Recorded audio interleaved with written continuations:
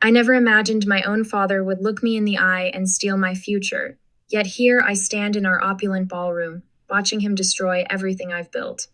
The crystal chandeliers cast dancing shadows across the faces of 200 guests as Dad taps his champagne glass, commanding attention with that practiced smile that has closed countless deals. My heart still thrums with pride from the earlier speeches celebrating Hayes Interior's incredible growth. 9 years of my sweat and strategy have transformed our family's furniture company into an $87 million empire. The marble columns and cascading flower arrangements surrounding us were my vision, each detail carefully selected to showcase our evolution from traditional craftsmen to luxury innovators. If I could have everyone's attention, Dad's voice carries across the murmuring crowd. Tonight we celebrate not just our success, but our future. I lift my own glass, already anticipating his acknowledgement of my leadership. After all, I hold 55% of the company estate I earned through countless sleepless nights and razor-sharp negotiations. It gives me great pleasure to announce that my son, Connor Hayes, will be assuming the role of CEO effective immediately. The champagne turns to acid in my throat. Around me, glasses clink in celebration while my fingers go numb. Connor steps forward, beaming, his designer suit perfectly pressed despite the fact he's never stayed late enough at the office to wrinkle one. "Thank you, Dad," he says, radiating the effortless charm that's carried him through life while I fought for every inch. I'm honored to lead Hayes Interiors into its next chapter. My chest tightens as memories flood back unbidden. The night I secured the Morrison account, pacing my office at 3 a.m., rehearsing every detail until the presentation was flawless. The summer I flew between 3 countries in 5 days, building relationships with artisanal craftsmen while Connor posted poolside photos from the Hamptons. The endless board meetings where I defended every innovation, every risk, every step forward while Dad and Connor watched from the sidelines. I scanned the crowd, catching the carefully averted gazes of board members who've witnessed my dedication firsthand. Lisa Morgan, our CFO, meets my eye for a fraction of a second long enough to see the apology there. Their silence speaks volumes. They knew. They all knew, and no one warned me. A server passes with fresh champagne. I grab a glass to steady my trembling hands, the cut crystal cool against my palm. Across the room, I watch the subtle dance of power shifting. Board member James Chen leans in close to Connor, all smiles and congratulations, though just last week he'd criticized my brother's lack of industry knowledge. Dad works the room with calculated precision, his hand on the small of backs, his laugh just loud enough to draw attention. The pieces click into place with sickening clarity. Every time they dismiss my ideas as too aggressive, every patronizing pat on the head when I pushed for modernization. They never saw me as a leader. I was just keeping the seat warm. To the future of Hayes Interiors. Dad raises his glass. The crowd echoes his toast while I retreat to a quiet corner, my mind already racing ahead. My throat burns with unspoken words, but I won't give them the satisfaction of seeing me break. Not here, not now. I find myself in the eastern alcove, away from the celebration's glare. My reflection in the floor-to-ceiling windows shows a woman I barely recognize perfectly coiffed hair, designer dress, glass still held with practiced grace. But my eyes are steel. They think they've won, that I'll accept this gracefully like every other slight. But they've forgotten one critical detail. I'm not that little girl anymore, desperate for Daddy's approval. I'm the woman who transformed this company, who holds the controlling stake, who knows every contract and clause by heart. I slip away from the celebration, my heels clicking against marble as I make my way to my private office. Behind me, laughter and music fade, replaced by the steady rhythm of my breathing and the certainty growing in my chest. Each step takes me further from the person I was 10 minutes ago, the dutiful daughter, the team player, the one who always took the high road. They want a war? Fine. Let's see how well they fare against someone who has nothing left to lose. The soft glow of my desk lamp casts long shadows across stacks of legal documents spread before me. Each page represents another piece of the puzzle I've dedicated 9 years of my life to building. My fingers trace the embossed Hayes Interiors logo, same logo I redesigned when we pivoted from traditional furniture maker to luxury brand innovator. I've been here for hours, methodically reviewing every contract, every amendment, every careful notation I've made over the years. The weight of what happened at the gala still sits heavy in my chest, but I refuse to let emotion cloud my judgment. Not now. Not when there's too much at stake. A dog-eared clause in our company bylaws catches my eye. I leaned forward, my heart beginning to race as I read the text again, then again. The language is crystal clear. My 55% controlling stake cannot be overridden without explicit written consent. Son of a bitch, I whisper, the pieces clicking into place. They didn't just betray Meth, they broke the law. Memories flood back unbidden. 3 years ago, Dad's patronizing smile as he dismissed my proposal to expand into custom installations. It's too risky, sweetheart. Let's stick to what we know. 2 months later, I landed the Morrison account anyway, proving him wrong.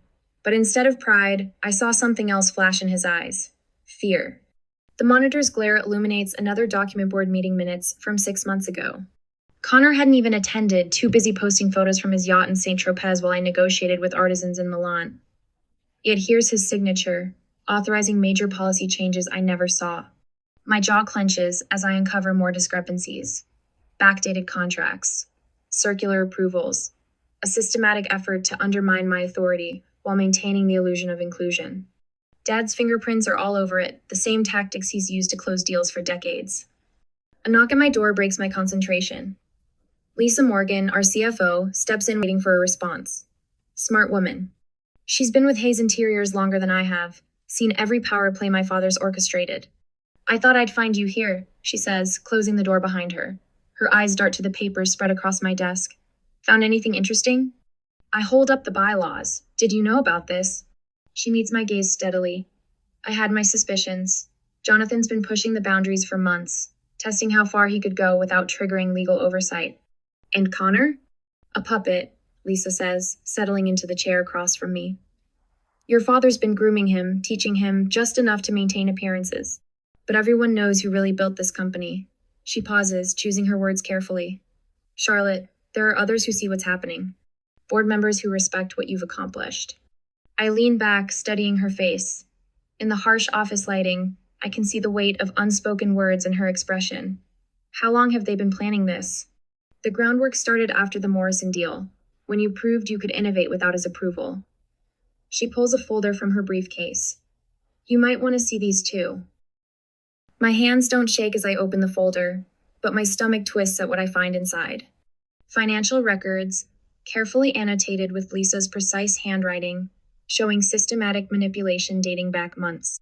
Each entry represents another betrayal, another calculated move in my father's grand chess game. A message flashes on my computer screen and email from James Chen, one of our senior board members. The subject line reads simply, "When you're ready to fight back." I close my eyes for a moment, feeling the weight of decisions yet to come. When I open them, Lisa is watching me with quiet intensity. You know this isn't just about you anymore, she says softly.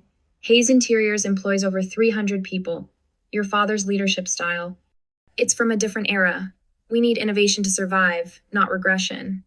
Before I can respond, my assistant hurries in, an unmarked envelope in her trembling hands. This just arrived for you, she says, glancing nervously at Lisa. Hand, delivered. The envelope is heavy, sealed with wax in an old-fashioned style I recognize immediately. Dad's signature touch-of-power move disguised as tradition. Inside, a single document makes my blood run cold. What is it? Lisa asks, leaning forward. I stare at the yellowed paper, its implications sending chills down my spine. The original founding agreement, I say quietly. And something tells me this version isn't the same one in our corporate records. The document trembles slightly in my hands. I set it down, squaring my shoulders. Call an emergency board meeting, I tell Lisa. Now. 30 minutes later, I stride into the boardroom, my heels clicking against marble with deliberate precision. The tension is palpable as board members shift in their leather chairs. Dad sits at the head of the table, Connor at his right hand a tableau of assumed power that makes my jaw clench. Thank you all for coming on such short notice, I say, my voice steady despite the adrenaline coursing through my veins. I remain standing, commanding the room's attention. I'll be brief. The announcement made at tonight's gala regarding leadership changes was not just premature, it was illegal. Dad's face hardens, but I continue before he can speak.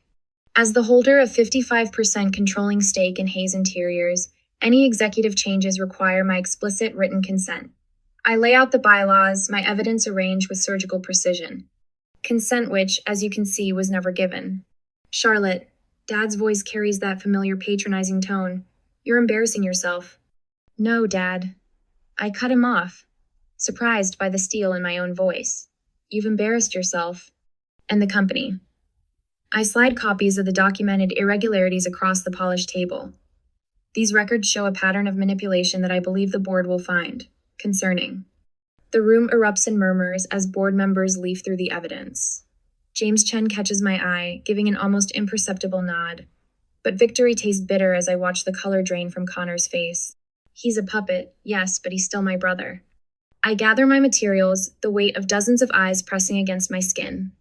This public challenge has cost me burned bridges that can never be rebuilt, shattered the last remnants of family loyalty. But as I turn to leave, the founding agreement heavy in my briefcase, I know it's worth it. Sometimes the price of justice is letting go of the past. I pause at the door, allowing myself one final glance at my father. His expression is unreadable, but something has shifted. For the first time in my life, I see a flicker of fear in Jonathan Hayes' eyes. Good. He should be afraid. The yellow document in my briefcase holds secrets that could bring his entire legacy crashing down.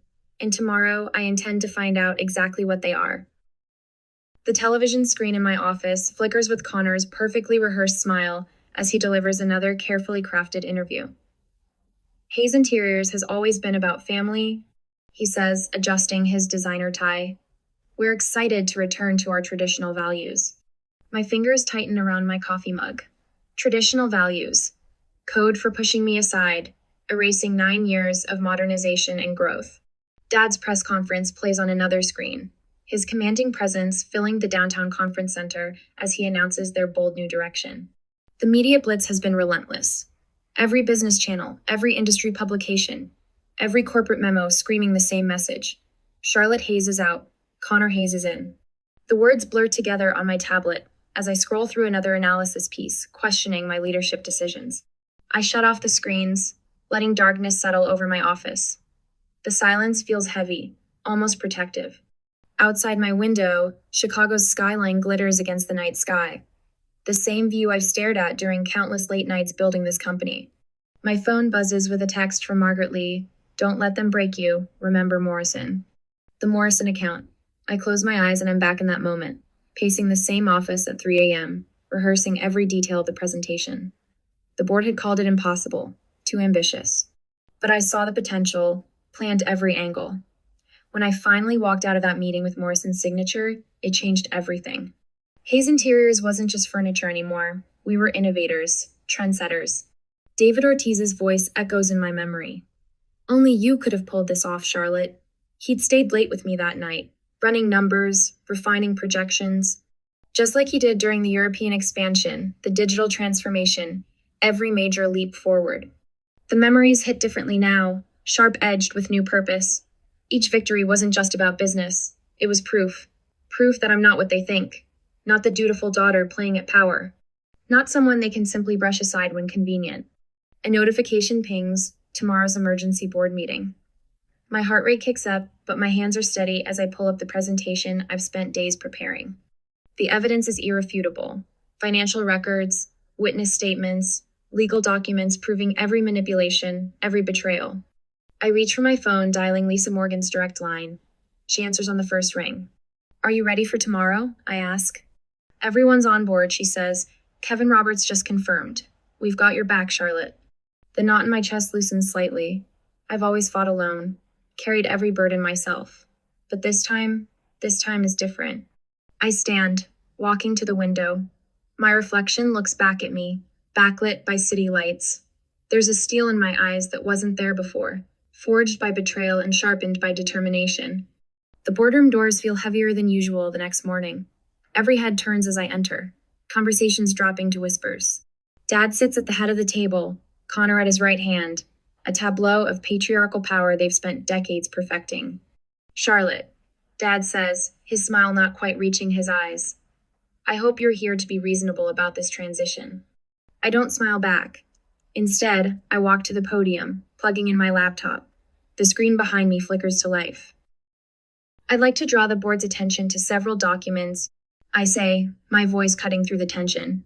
First, the original contract establishing my 55% controlling stake in Hayes Interiors.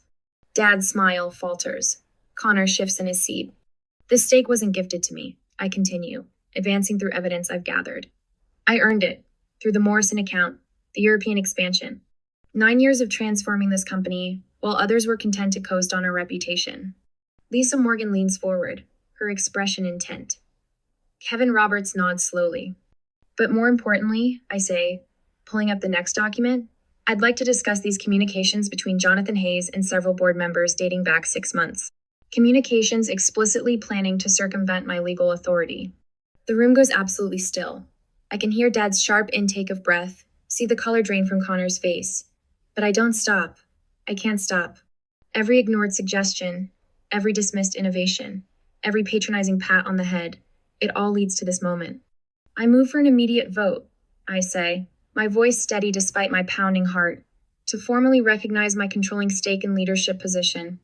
For one terrible moment, silence reigns. Then Lisa Morgan stands. I second the motion. Kevin Roberts rises next. I call for an immediate vote. One by one, hands raise. The tide shifts, power rebalancing in real time. Dad's face hardens into granite. Connor won't meet my eyes. I watch the counts being tallied, each vote a vindication. When the final numbers are read, the victory is decisive, unambiguous. After the boardroom clears, I find myself in the executive lounge, hands trembling as the adrenaline finally ebbs. Margaret enters quietly, closing the door behind her. You did it, she says, sitting beside me. The tears come without warning. 9 years, I whisper. 9 years of proving myself, and they still tried to. My voice breaks. Margaret's hand finds mine. I watched you grow from an ambitious young woman into a force of nature. Your father and brother, they never saw the real you, never understood what you built here. I wipe my eyes, the vulnerability of the moment already passing. They'll try to fight back. Then we'll be ready. She squeezes my hand. The old guard is done, Charlotte. This is your company now. Later that night, I summon my core team to the private conference room. Samuel Price, our legal advisor, spreads documents across the table. Angela Reed, our chief strategy officer, pulls up financial projections. Kevin Roberts reviews security protocols. We need to move fast, I say, highlighting key sections of the founding documents. They'll try to challenge the vote. Samuel nods. I've already filed the necessary paperwork, but Charlotte... He pauses, pulling out a weathered folder. There's something else. Something in the original company charter that your father tried to bury. My pulse quickens as I open the folder. The paper is old, the legal language dense, but one clause stands out like a beacon. Is this what I think it is? I ask, my voice barely above a whisper. Samuel's eyes meet mine. This changes everything. Your father's entire claim to Hayes Interiors. He lets the implications hang in the air. I close the folder, my mind already racing with possibilities. Dad thought he was playing chess while holding all the pieces. But he never knew about this move, the one that could end the game entirely. Dawn breaks over Chicago's skyline as I stride into the private conference room on Hayes Interior's top floor. The early morning light catches the polished mahogany table where my most trusted allies await. Lisa Morgan, our razor-sharp CFO, Samuel Price, legal counsel with a spine of steel, and Kevin Roberts, whose operational expertise has kept us ahead of our competitors for years. By the end of today, I say, placing my leather portfolio on the table, Hayes Interiors will know the truth. The words carry weight in the hushed room. We've been planning this moment for weeks, each piece carefully arranged like the custom furniture collections I've curated over 9 years of building this company. Lisa spreads financial documents across the table, her manicured nails tapping against damning spreadsheets. These records show systematic mismanagement under Jonathan's oversight. The board can't ignore this.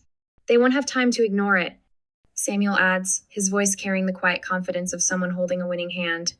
I've prepared the legal documents. Once filed, they'll force an emergency board meeting. The tension in the room shifts to something electric, alive with possibility. Kevin leans forward, his usually reserved demeanor charged with purpose. My team is ready. The moment you give the signal, we'll have support from every department head who's watched you build this company. Outside the floor-to-ceiling windows, clouds gather over Lake Michigan. A storm is coming. How fitting. Dad's desperate moves come faster than expected. By mid-morning, a company-wide email from him floods every inbox at Hayes Interiors. I read it on my phone, jaw clenching at his carefully crafted lies about being the true visionary behind our success. The words are hollow, each sentence reeking of the same patronizing tone he used when telling me I was too aggressive in pursuing the Morrison account, the very account that doubled our market share. On the mounted television in my office, Connor appears on Bloomberg Business, his rehearsed smile not quite reaching his eyes as he declares himself the natural successor to the Hayes legacy. I notice the slight tremor in his hand as he adjusts his tie, a tell from childhood that always betrayed his uncertainty. Charlotte, Lisa appears in my doorway, tablet in hand. You need to see this. A whistleblower has leaked internal emails to industry blogs. The timestamp shows it happening minutes after Connor's interview began. I scan the contents, watching years of Dad's manipulations unfold in black and white. The comment sections are already filling with industry insiders, questioning Connor's qualifications. My phone buzzes with messages from employees, their loyalty finally finding voice. We stand with Charlotte, reads one. Time for real leadership, says another. A smile tugs at my lips. They've played right into my hands. The Hayes Interiors boardroom has hosted countless power plays over the years, but none quite like this. Dad sits at the head of the table, my table, attempting to control what he thinks will be a routine meeting about the transition of power. I let him speak for exactly 3 minutes before rising from my seat, the click of my heels against marble echoes as I walk to the front of the room. Without a word, I press a button on the remote. The massive screen behind me flares to life. 9 years of financial records, leaked communications, and confidential reports cascade across the display. Each document is a nail in the coffin of their credibility, proof of Dad's systematic undermining of my initiatives, evidence of Connor's complete lack of involvement in key decisions, records of secret meetings planning my ouster. Gasps ripple through the room.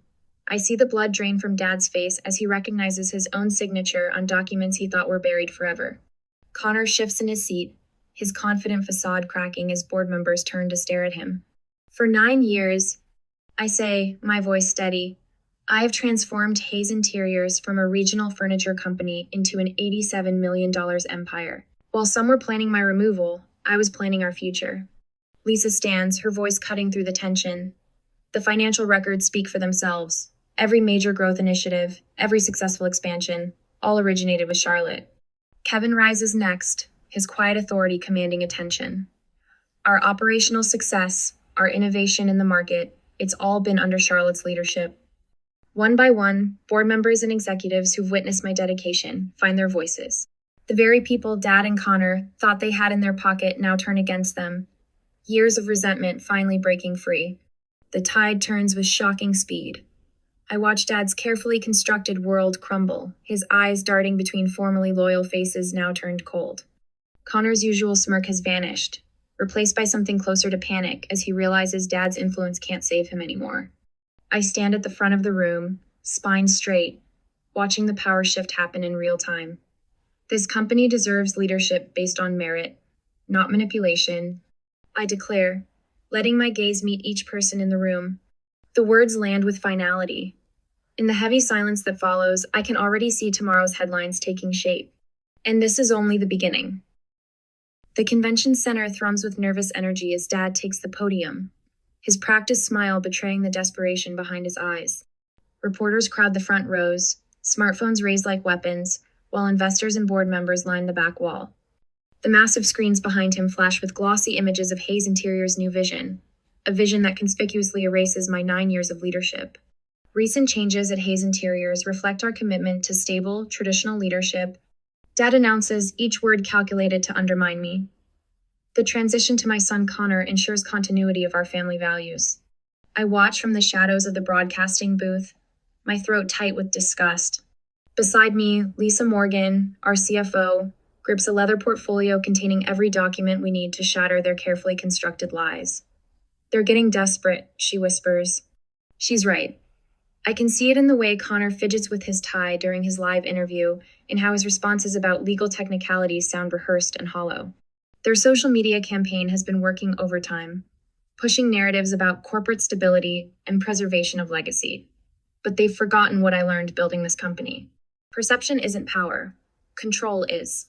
The morning certified letters prove it. Dad's legal team has been busy, sending ominous warnings to board members about potential litigation risks and fiduciary obligations. Connor's media contacts have been working the phones, planting stories about corporate instability that sent our stock sliding. They're trying to isolate me, to turn my support network against me through fear and manipulation. I check my watch. In exactly 17 minutes, the board meeting that will decide everything begins in the executive conference room upstairs.